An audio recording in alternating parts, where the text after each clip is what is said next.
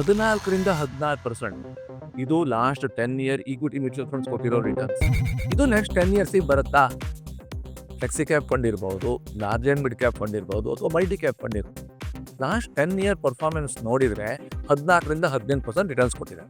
ಅಂದರೆ last 10 ಇಯರ್ಸಲ್ಲಿ investment ಮಾಡಿದವ್ರದ್ದು ಹಣ anywhere between 4-5 ವರ್ಷಕ್ಕೆ ಡಬಲ್ ಆಗಿದೆ. ಅದೇ ಡೇಟಾವನ್ನು ಲಾಸ್ಟ್ 5 ಇಯರ್ಸಿಗೆ ನೋಡಿ. ಸೇಮ್ ಕ್ಯಾಟಗರಿ ಸ್ಕೀಮ್ಸಲ್ಲಿ ನೀವು ಲಾಸ್ಟ್ 5 ಇಯರ್ ರಿಟರ್ನ್ಸ್ ನೋಡಿದರೆ 18-20, ಕೆಲವು ಫಂಡ್ಸ್ 22% ರಿಟರ್ನ್ಸು ಕೊಟ್ಟಿದೆ. ಅಂದರೆ ಇಫೆಕ್ಟಿವ್ಲಿ ನಿಮ್ಮ ಹಣ 3-4 ವರ್ಷಕ್ಕೆ ಡಬಲ್ ಆಗಿದೆ ಅಂತ ಹೇಳ್ಬೋದು. ಆದರೆ ಇನ್ನು ಮುಂದೂ ಕೂಡ ಇದೇ ಥರ ರಿಟರ್ನ್ಸ್ ಬರುತ್ತಾ? ಬಂದರೆ ನಮಗೂ ಎಲ್ಲರಿಗೂ ಖುಷಿನೇ. ಈ ಮ್ಯೂಚುವಲ್ ಫಂಡ್ ಮ್ಯಾನೇಜರ್ಸ್ ಏನು ಹೇಳ್ತಾ ಇದ್ದಾರೆ ಗೊತ್ತಾ? Next 10 year returns last 10 year returns ಥರ ಇರಲ್ಲ ಅಂತ ಹೇಳ್ತಾರೆ. ಅದು ಜೆನ್ಯೂನ್ ಕಾರಣ ಕೂಡ ಇದೆ.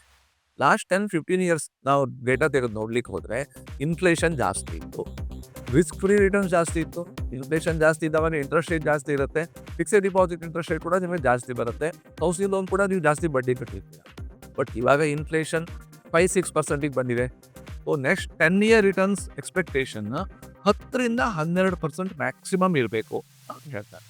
ನೀವು ಫಿನಾನ್ಷಿಯಲ್ ಪ್ಲಾನಿಂಗ್ ಮಾಡಿ ಇನ್ವೆಸ್ಟ್ಮೆಂಟ್ ಮಾಡೋದು ಯಾಕೆ? ನಿಮ್ಮ long term financial goals. Historical ರಿಟರ್ನ್ಸನ್ನು ನೀವು ಬ್ಯಾರೋಮೀಟ್ರ್ ಇಟ್ಕೊಂಡ್ಬಿಟ್ಟು 12-14% ರಿಟರ್ನ್ಸ್ ಬರುತ್ತೆ ಅನ್ನೋದೆಲ್ಲ ಪ್ಲಾನಿಂಗ್ ಮಾಡಿ ನೀವು ಮಂತ್ಲಿ ಇನ್ವೆಸ್ಟ್ಮೆಂಟ್ ಮಾಡ್ಕೊಂಡು ಹೋದರೆ 10-15 ಇಯರ್ಸ್ ಆಗುವಾಗ ಈ 14-15% ರಿಟರ್ನ್ಸ್ ಬಂದಿಲ್ಲ ಅಂದರೆ ನೀವು ನಿಮ್ಮ ಗೋಲ್ನ ರೀಚ್ ಮಾಡ್ಲಿಕ್ಕೆ ಆಗದೇ ಇರ್ಬೋದು.